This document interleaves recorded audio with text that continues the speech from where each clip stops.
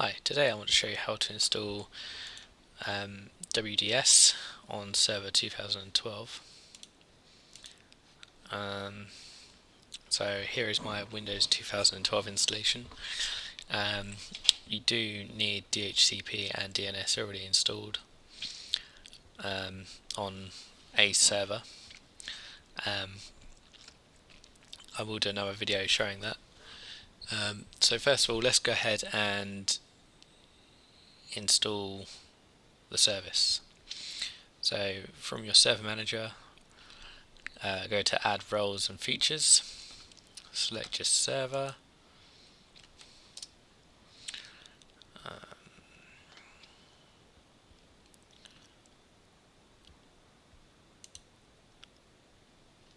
I'll scroll to the bottom, and you want Windows Deployment Services. This tells you the requirements for it. Tell it to add them features. Next, next, next. It tells you services it needs. So next, and install.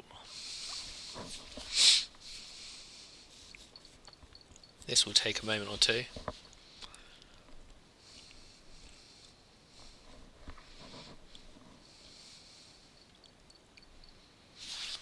Okay, so that's done.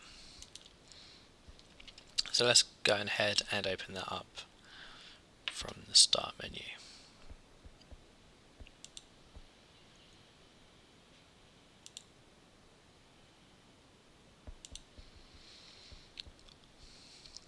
Windows Deployment Service. Okay, so we need to go up here to top left, expand servers, install images. Well, I've already got a group in here, but you normally have to do right click. Let me just wipe this and start again.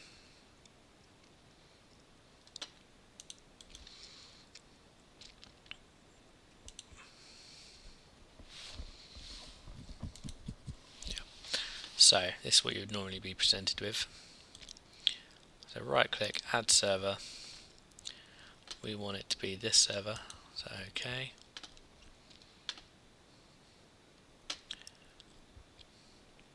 We then need to set up an install image. That's just recovered all my previous stuff, so I'll delete that. So right click, add install image. It will then tell you need a group, so name whatever you want. And the file location. This is basically the location of where the install is. On this particular instance, I'm using a virtual server, so I've mounted the ISO file to it. So we want to find install.wim, which is under sources.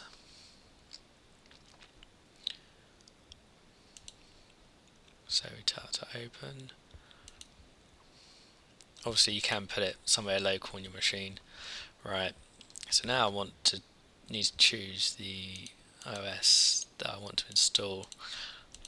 In this particular instance I've got an all-in-one disk in, and I only want to install one particular version over my network. So let me just go ahead and untick all of these.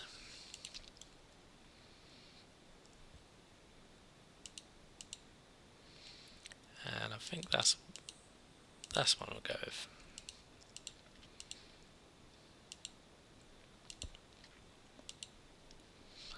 Okay, so next.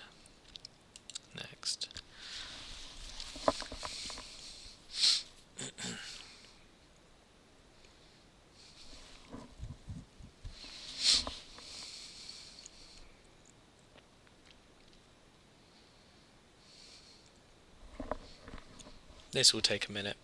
You then need to do exactly the same thing for boot images, and that is all you then need to do from this area basically.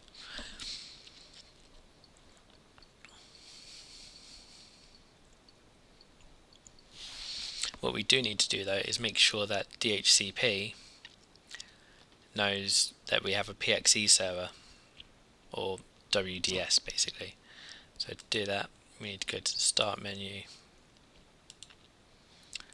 and go to DHCP.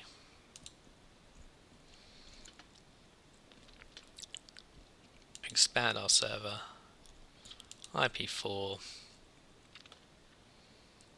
server options, and you can see option 60 in here. If you don't have it, you can add it manually.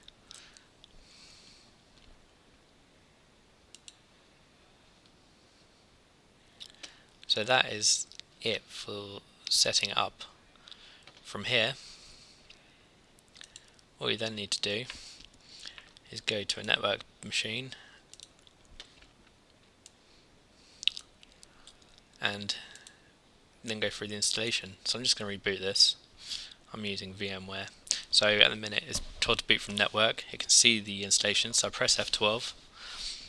I don't know if you can see that. Let me just move that up. That's running the installation from my network.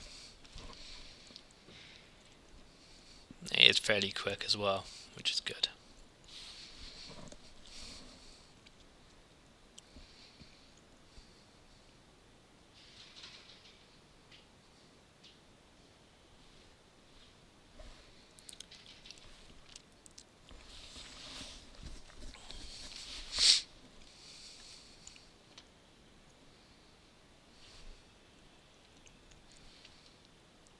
So once this is done, it will bring up your normal Windows installation.